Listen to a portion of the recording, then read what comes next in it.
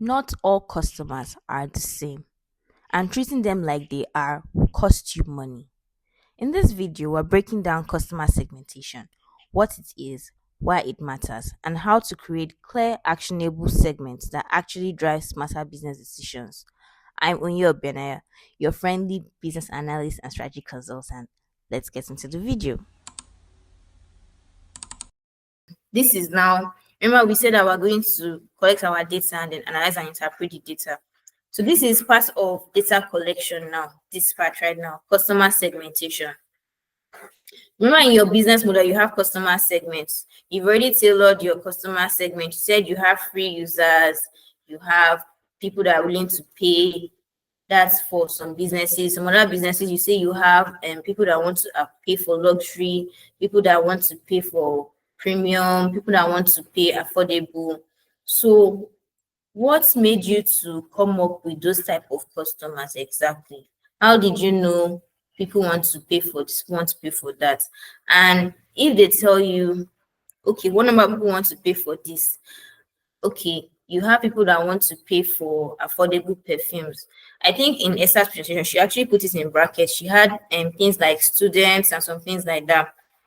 So she has told you now that most people that like to pay for affordable perfumes fall under the bracket of like people who are students, people who are just starting business, like starting work, people that their income bracket should not tell maybe that they earn from this to this. They don't earn a lot of, they don't earn salary, but it's like all these oil workers now in here, those are her luxury customers, all these big boys in town in here.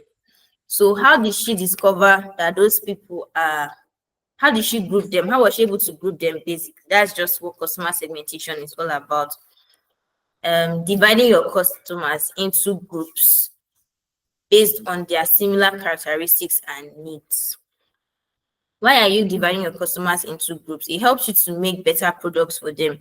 This set of customers, you've done your research and you discover that 10 customers that said that they like cheap, they like affordable perfumes, right?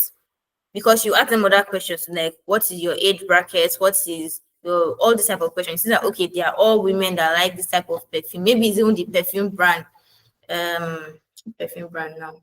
All these wood, okay, you call that people that like wood perfume, wood scents, that's all these woody scents. Maybe when you did your survey, they're mainly men like wood perfumes. You now did your survey, it's called that people that like lighter flowery scents are more of women.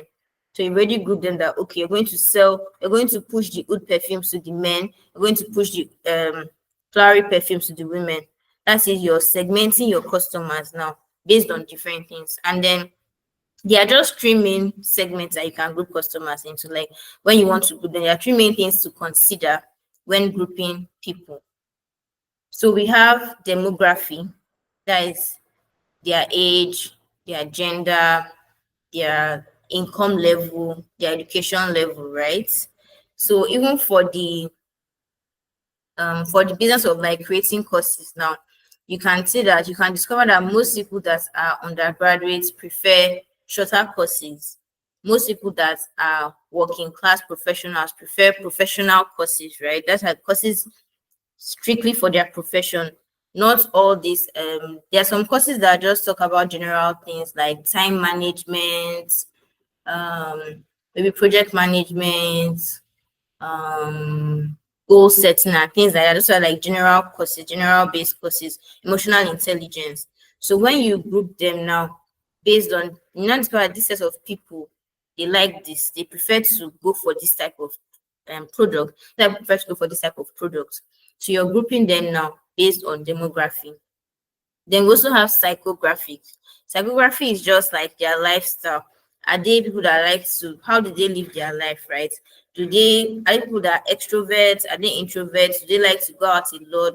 Do they prefer to stay online and browse online? Are they people that like to follow influencers or people that don't really care much about social media?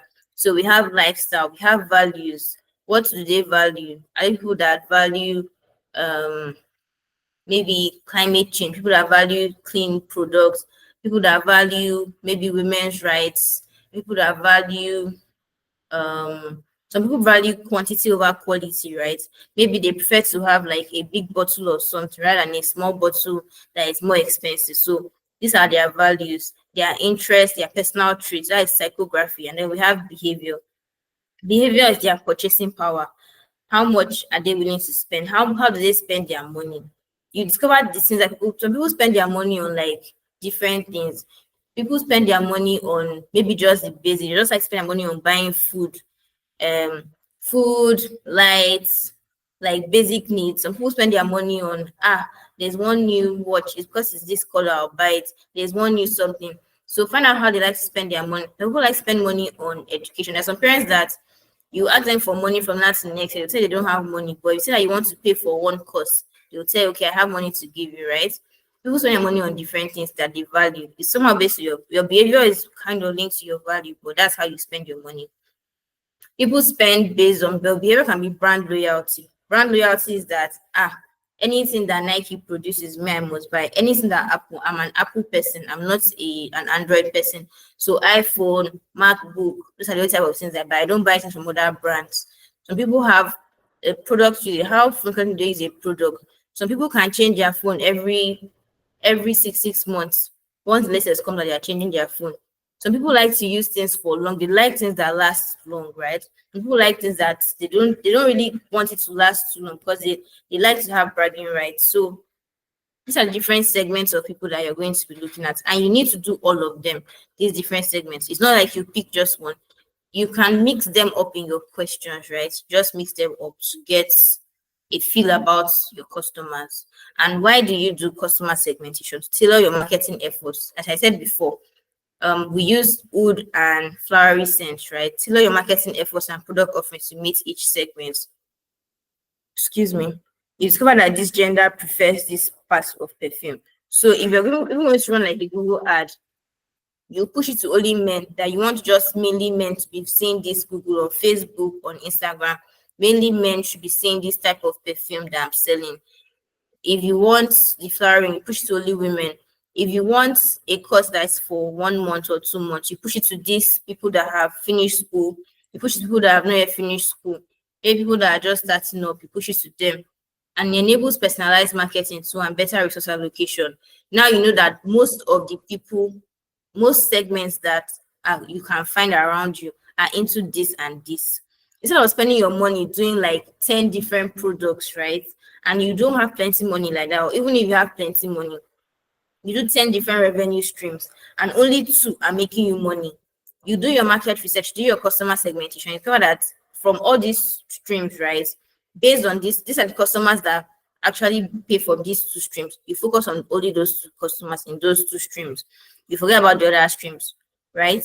It helps you to tailor your marketing. You can even run, you can even say, okay, I have one or two special customers. It's not always about quantity, right? You can have plenty guys that are into this particular brand, and then you can have just like two people that's for the luxury now, right? Two people that are willing to pay so much more money than people that are paying the cheaper money, right?